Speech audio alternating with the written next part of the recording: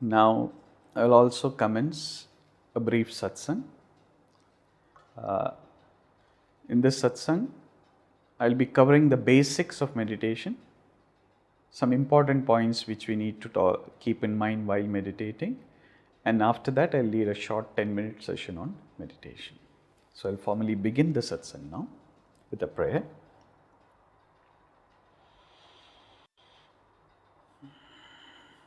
Om Brahmanandam Paramasukadam Kevalam Jnanamurtim Dvandvatitam Gadanasadrisham Tattvamasyadilaksham Ekam Nityam Vimalamachalam Sarvadhi Sakshibhutam Bhavatitam Trigunarhitam Sadgurum Tam Namami Sadgurum Tam Namami Sadgurum Tam Namami Om Amriteshwari Namaha Om Amriteshwari Namaha Om Amriteshwari Namaha.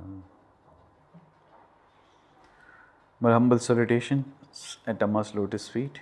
My salutations to all my sisters and brothers. The topic of meditation is vast, and to many who are not exposed to it systematically, it is very mysterious. But if you are exposed to the basics in a systematic way, meditation is not mysterious, it is very simple. We can never underestimate the value of meditation. Amma puts it very brief, very sweetly she puts it. Amma says, meditation is as valuable, as precious as gold. Why is she saying that? Because in our day-to-day life, if we get a lot of gold, then the quality of our external life will improve by leaps and bounds. If you have gold, it basically translates into money. You can get whatever external things that you wish, you can get it very easily if you have a lot of gold. But we all know getting things externally is not enough. Why? Because even if we are in a very comfortable place externally, internally our mind may not be in the state that we would always like it to be. And how do we need the mind to be always? We always want the mind to be very, very pleasant. But unfortunately, it doesn't seem to happen that way. Like Amma says, we need to have the remote control of our mind in our hands. Unfortunately, the remote control of our mind is not in our hands anymore. It is in the hands of our friends, our partners, our brothers, sisters. Why do I say that? Because they know exactly which buttons to press. And immediately our mood will change according to what they do. They may want to, let's say, make us a bit angry, and they know what to say. And we don't want to be angry, but we can't help it. That button is being pressed. We have to react that way. So meditation is invaluable in this, that what happens where the basic act of meditation is, we are reclaiming, we are taking the remote control and saying, no, this is my property. I am not allowing anybody to touch any of the buttons. I'll press the buttons. I'll decide what my mood will be. So this is what Amma calls air conditioning the mind. Amma uses, in order to explain about the state of the mind in meditation, Amma always uses sometimes very, very simple examples, but they are actually quite deep. When we really try, when we start meditating, we understand the depth of Amma's sayings. Another simple example which Amma uses is, when you see a dog, it is always wagging its tail. Now suppose if the tail would start to wag the dog, what would be the condition of the miserable dog? The tail decides and the dog starts moving here and there. So similarly, this is our situation also. We want the mind to win a particular let's say, mood, or we want the mind to be creative, or we want the mind to be attentive, or we want the mind relax. But the mind has its own mind, let's to say, and it decides what it wants to do. So our case is like the dog being wagged by its tail. So what to do? How to proceed further? So in order to proceed, so when we start meditating, we slowly start reclaiming our control over the mind. And we all of us, Amma's children, have been meditating, but one thing which is lacking is, let's say, consistency in meditation. Sometimes we think it's okay, I meditated yesterday or I meditated last week, so it's okay, I don't need to meditate anymore, or I will meditate after. I know I should meditate, but I'm not going to meditate today because of these various very, very important reasons. And we conveniently put meditation on the back burner. Over the years of practicing meditation, there have been often times when these things have happened to me also, when I was not so consistent in my meditation, or I was not doing enough meditation for the required amount of time. But after some time, when I heard this particular statement, Amma hinted at it, that sort of changed my attitude towards meditation. So I'm just sharing that insight with you. I have shared it earlier also in many satsangs before, but these are very simple points which we keep in mind. It will inspire us to do meditation. The thing is, if you come to India, especially, this example is more valid, because India, especially in Kerala, if you come, it's quite hot and humid. So in Kerala, the people normally take bath twice a day. Because it's so hot and humid, if you don't take a bath, after some time the body starts sweating, and if you don't take a bath, you start smelling and stinking. So in Kerala especially, most of the people take bath twice a day. But suppose you are in a hot, humid place and you don't take bath for 1 day, 2 days, 3 days, 4 days, what will happen? You will feel absolutely miserable. And also, you will because you are miserable, we will be cranky, we will start making others around us also miserable. So, the moment you take a bath, what happens? Immediately you feel a relief. And then you think, oh, why didn't I do this before? I should have done this before. The same thing which happens with meditation also. We don't meditate for some days, and then we feel a bit uncomfortable, and when we do the meditation, we think, oh, why didn't I do this meditation before? So it's like this. Suppose there's a man who's been brought up in some desert area, and the only water he has ever seen is very limited amount of water, and he only knows how to drink water. He never had the luxury of seeing more water. So for him, water is only for drinking. And you can imagine, if he's like 30-40 years, he's never had a bath in his life, so he's always stinking. So you can imagine, for 30-40 years, if you don't have a bath in the desert, what your condition of body and mind will be. You'll feel very uncomfortable. Then somebody discovers this man in the desert and brings him to the city and shows him the water and say, this is the shower, you can take a bath. Initially the man refuses. But once, and people literally lock him in the shower and say, unless you take a bath, we are not letting you out. So the man is forced to take a bath. But once he takes a bath for the first time in his life, when he discovers how good he feels after he takes the bath, then he does not have to be forced to take a bath anymore. Because now he has an experiential understanding of his condition before taking the bath and after taking the bath. Similarly, when we start doing meditation consistently and regularly, and we start observing the peaceful condition of the body and the mind, then we will understand the benefit of meditation. Then nobody has to force us. The mind will itself start craving for meditation. So to summarize, just like taking a bath for the body, which is only one aspect of our being, we are cleaning it regularly, removing all the unwanted dirt. Similarly, we need to take a bath for the mind. And the bath for the mind is meditation. In meditation, what we do? We remove all the dirt in the mind. What is the dirt in the mind?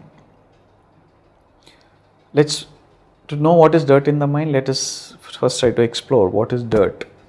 Because once we know what is dirt, we can identify dirt any place. So, suppose you have, let's say, a beautiful, you have a ice cream. You went to the local shop. I can see Dayal here. So Dayal has shown me, there's some in Sydney near Newtown. He has shown me one ice cream parlor. He said it has won some best ice cream award, best ice cream in the world award. I don't know the name of the shop.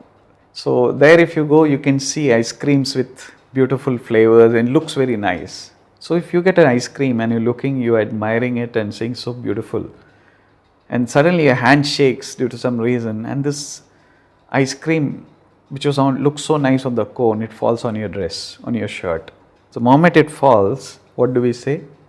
It's become dirty. We don't say, because the beautiful ice cream has fallen on my beautiful shirt, we don't say beautiful plus beautiful, very, very beautiful. We say ice cream is on my shirt is dirt. It's become dirty. Why? The ice cream is in the wrong place. So something which is in the wrong place is dirt. Similarly, another food example, suppose you like masala dosha. If you come to Amrita Puri, in the Indian canteen here, masala dosha is very popular. Now suppose you like masala dosha and somebody gives you masala dosha made exactly the way you like it, like in the Indian canteen here, and you look at it and you say, what's wrong with this masala dosha? It's so dirty. Then you say, the person offered it, you say, why are you saying it's dirty? You told me you like the Indian masala dosha from the Indian canteen, and this is masala dosha from the Indian canteen. Then you ask him, when did you buy this? Oh, I bought it before the COVID pandemic, and I have just kept it here. So after 2 years, the same masala dosha, when you look at it, it's no longer beautiful. You say it is dirty. Why? This masala dosha is in the wrong time. So once we know something is dirty, we immediately discard it. Similarly, when we do meditation, this is what we learn to do. Whenever any thought comes, we look at the thought and see, is this thought required now? Is it in the proper place and proper time? And what is the proper place and proper time? It is here and now. Whatever I am doing, the thoughts will come. It's a natural process of the mind. So like this are like events happening in nature. When a thought appears, we need to just be aware. Okay, this thought which has come in my mind, is it appropriate to this place and time? If I am meditating, is this thought necessary? If not, it is a dirty thought. Not in the sense of the content of the thought, it's a thought which is appearing at the wrong place and time. So it's not required. Once we recognize that, we let the thought disappear. And this ability to detect a thought as it appears, this comes with meditation. See, in the ancient tradition, in Indian tradition, they say there are 4 levels of thought. Para, Pashyanti, Madhyama and Vaikari. Para is when the thought is in the unmanifest state. Then Pashyanti is when the thought forms but without any language. This idea but without being expressed in language. But when the thought advances a little further, it becomes expressed as a thought in the mind. Vaikari is when it actually spoken. So these are the 4 expressions of word and thought. So you can see it is like a process is compared to a bubble which is forming at the bottom of the lake. Bubble first just forms, then it slowly rises up. As it rises up, the bubble expands, then it reaches the top of the lake, the top surface of the water, and then it just on the top. So that is when it is actually fully visible. So this similar thing, what happens is when we start meditating and we start understanding to focus our mind on the here and now, the present moment, when this ability we start practicing, slowly we will start becoming more and aware. Normally now when we in the beginning stages when we meditate, we become aware of a thought, disturbing thought which creates other thought after it has come and gone. But as we proceed with meditation, we will start understanding when a thought is arising. But that thought has come to a particular level, but we are free to distance ourselves from the thought. But as we progress in meditation, when the thought starts forming itself, we can understand whether this thought needed or not and cut it off at the root level. So this is what happens with meditation. So Amma also says that meditation has another effect. One is it increases the awareness in us. We become aware of not only the external surrounding but also the internal thoughts which arise. Once we are aware of the thought, we will have the freedom to decide whether let the thought proceed or not to proceed. Another thing which Amma says is, when we meditate, our minds become extremely one-pointed. It becomes so focused. With this focused mind, we have so much energy. Whatever we set our mind on to, it becomes, it will come into being. This is called sankalpa. Sankalpa Shakti. When you take a decision, let this happen, and it will happen. Now, we also, so any decision we take, let's say it can be called a sankalpa, but we all know we decide and nothing much happens, or very rarely something happens as we decide. But whereas if you go to Amma and tell Amma has no sankalpa of her own, she has no desires of her own, but we have desires. Some of us may want to have a better job, get married, have a child, and these things are not happening. And we tell Amma, and Amma will say, Amma, my child, I'll make a sankalpa for you. And when Amma makes a sankalpa, Mother Nature makes it happen. Why? Because Amma's mind is so one-pointed. If she focuses her mind on something, all that is necessary will fall into place there. Whereas our minds are scattered. So it's not possible for us to make that sankalpa. So Amma says meditation is like a magnifying lens which takes sunlight which is scattered everywhere and it focuses it into one point. So if you keep a piece of paper out in the sunlight, nothing happens to it much. But if you keep a magnifying glass and focus the sun's rays onto one point on the paper, the same sunlight which was not affecting the paper becomes so powerful, it burns through the paper. So this is what happens when we start meditating. This is why Amma says meditation is useful. Not only for spiritual progress, it's also useful for material progress. Because whatever we want to do in the external world, when we start concentrating our mind gets the ability to focus, bring those things into fruition, and also our mind also becomes very creative, so we can discover new and very, very satisfying way to achieve things in the external world. So these are the simple basic things in meditation. So when we do meditation, we first learn to become aware of the thoughts, and we also learn how to focus the thoughts. Now meditation, there are 4 ways of meditating, or 4 levels in meditation. These few simple things, if we keep in mind, all our meditation practice, irrespective of the nature of the practice, it becomes much easier. So what are the 4 levels of meditation? First level of meditation, the foundation of meditation, is what is known as relaxation meditation. Second level is known as meditation, concentration meditation. The third level of meditation is known as meditation on values, and the fourth level of meditation is known as meditation on the oneness of the entire manifestation, the oneness of entire creation. The fourth level of meditation is also what is known as knowledge meditation or nididhyasana. In order to practice knowledge meditation, one has to really study the Advaita Vedanta, the non-dualistic teachings. Only then one will be able to really do the knowledge meditation aspect of it. We can practice the beginning part of it, but to really get absorbed into knowledge meditation, one has to understand what is known as the non-dual teachings. Now, because this talk, I'll just speak about what is the basics of meditation. So let's focus on what is known as the relaxation meditation. Relaxation meditation is the foundation of all meditation. This is one step which most of us we sort of skip through it or rush through it, and that is where we go wrong. If we are able to spend more and more time relaxing the body and the mind, that will be a solid foundation. And based on once the body is relaxed, the mind naturally becomes relaxed, and relaxed mind can concentrate well, go into the other levels of deeper meditation. Normally, when we conduct meditation classes, we use the example of the helicopter and the aeroplane. The helicopter, it just, once you sit on it and you start it, it just rises up vertically and starts flying. Whereas the aeroplane, you have to start the plane, it has to taxi up the runway, slowly increase its speed, and when it reaches the optimum speed, automatically it will start flying.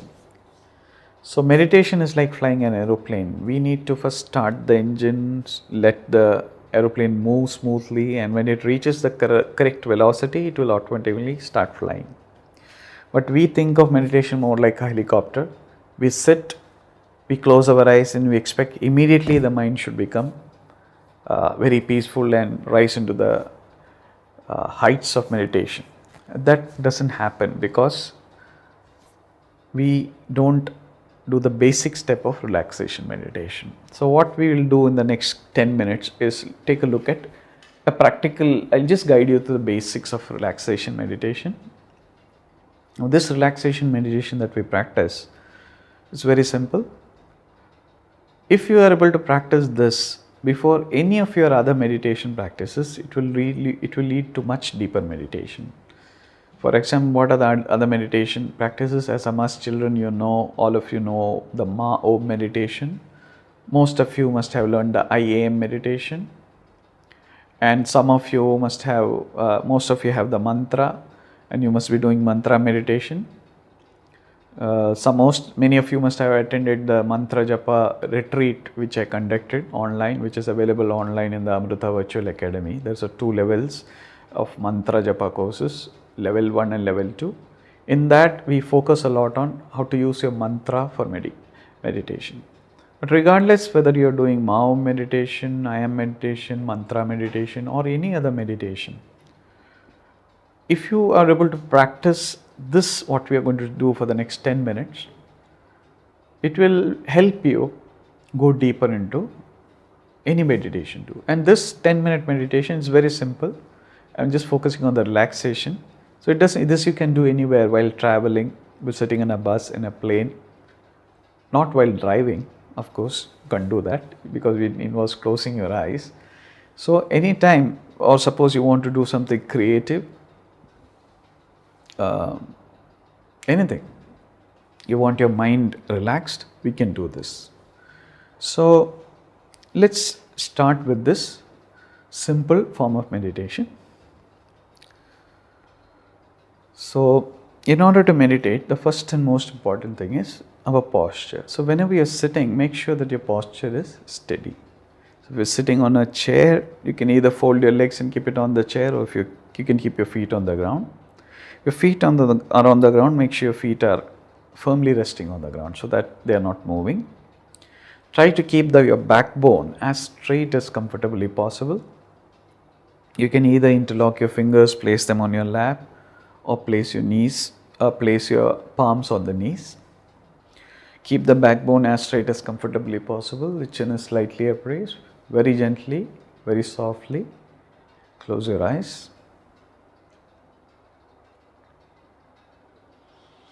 Now, without being in any hurry to meditate, first relax the body completely.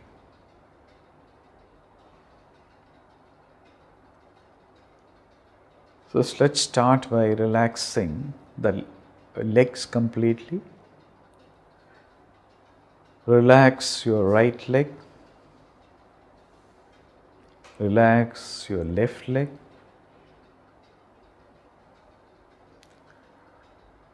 Relax your waist or hips. Relax your back muscles. Relax your abdomen, your chest. Relax your right shoulder, right arm. Relax your left shoulder, left arm. Feel your neck muscles relaxing. Feel the face and the head relaxing. Let the lower jaw sag a little so that you're not clenching your teeth.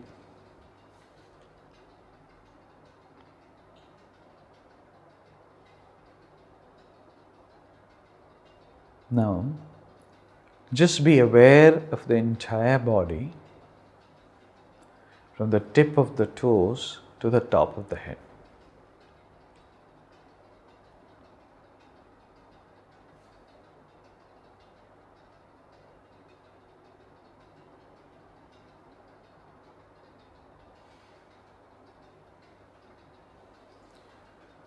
If the mind wanders here and there, lovingly, gently, bring the mind's attention back to the body.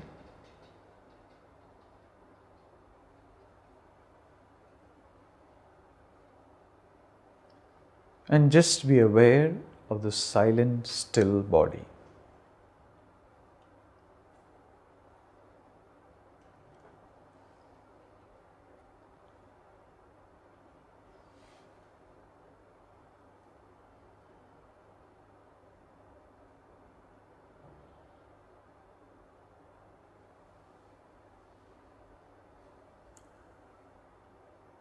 When the body becomes still, unmoving, and relaxed,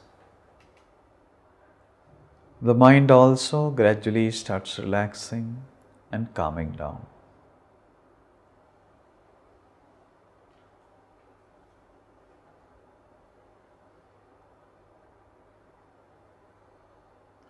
We are not trying to calm the mind down.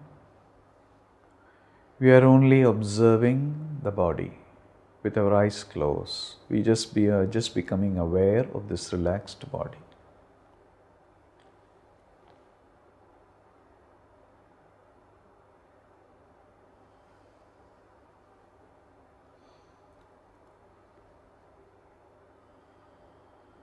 If you find that the mind is not calming down, what it means is that some part of the body is not fully relaxed.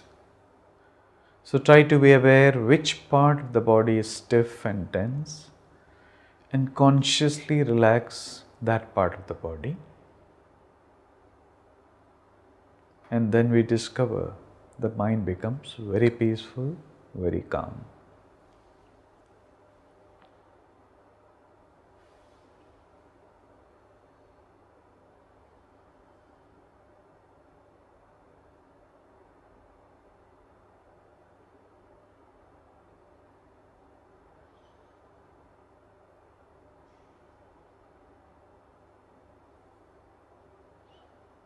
Just be aware of the body as if it was someone else's body which is sitting still, and you are standing apart, just watching this body.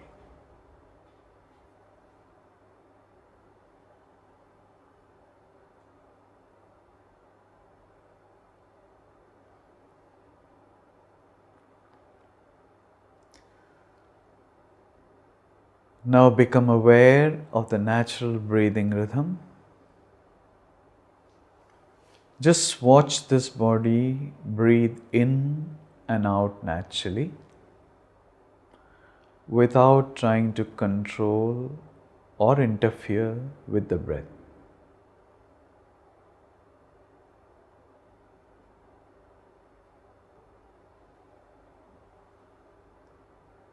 Be fully aware of each naturally occurring inhalation. Be fully aware of each naturally occurring exhalation.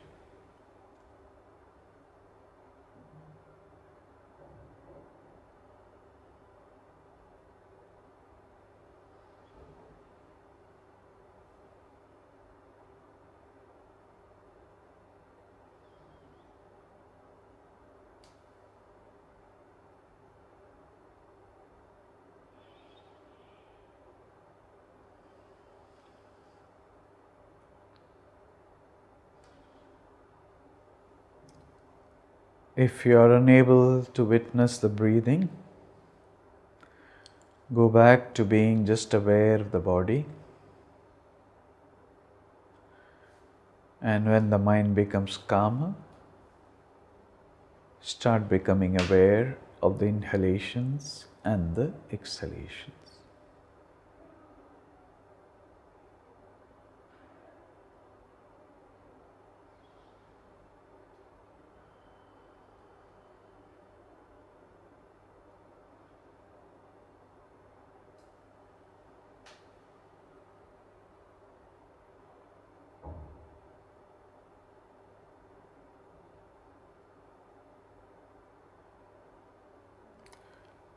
Now become aware of the various thoughts which are naturally arising in the mind. Do not judge these thoughts. Do not try to control the thoughts. Just be aware of each thought as and when it arises. Be aware of the thought as it floats about. Be aware of the thought as it disappears forever.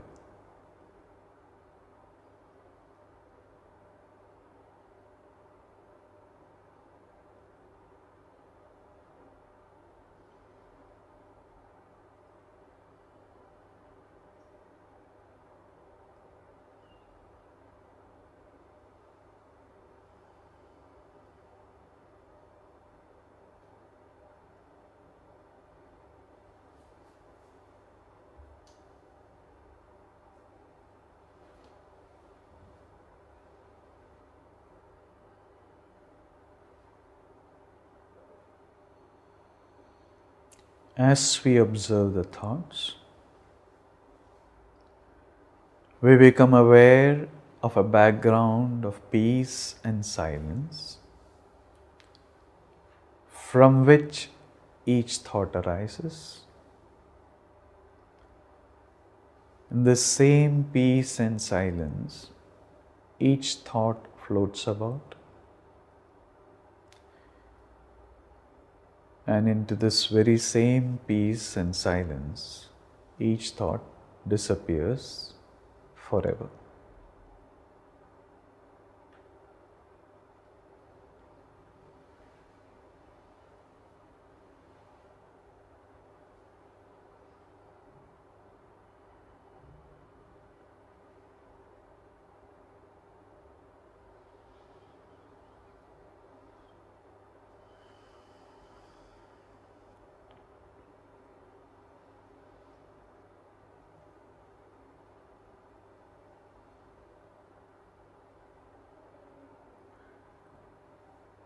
Like clouds appearing and disappearing in the vast infinite sky without affecting the sky, thoughts appear and disappear in this vast, infinite, peaceful, silent awareness without affecting it.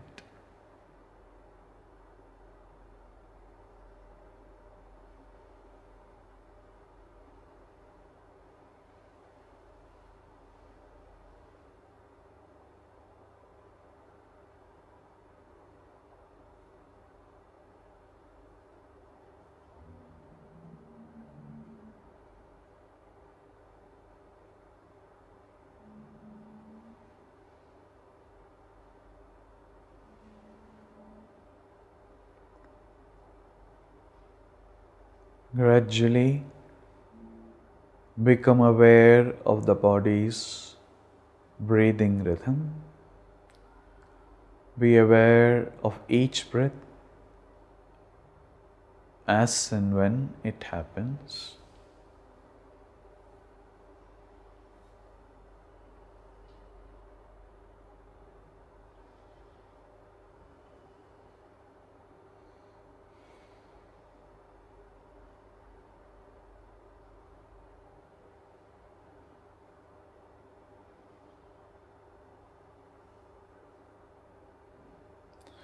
Slowly, gently, continuing to keep your eyes closed, become aware of the head, face, neck.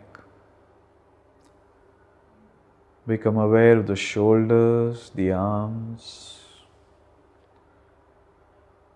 Become aware of the back, chest, abdomen. Become aware of the waist, hips, and legs.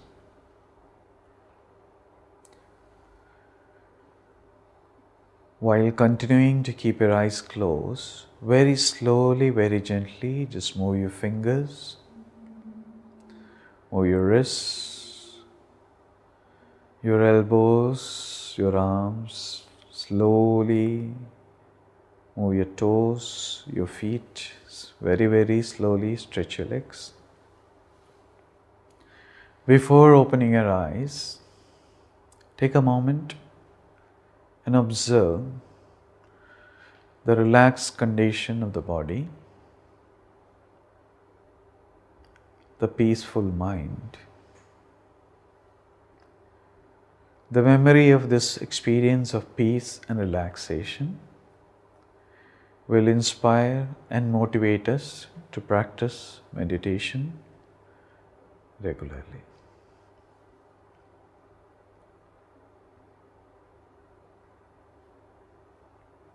At the end of the meditation,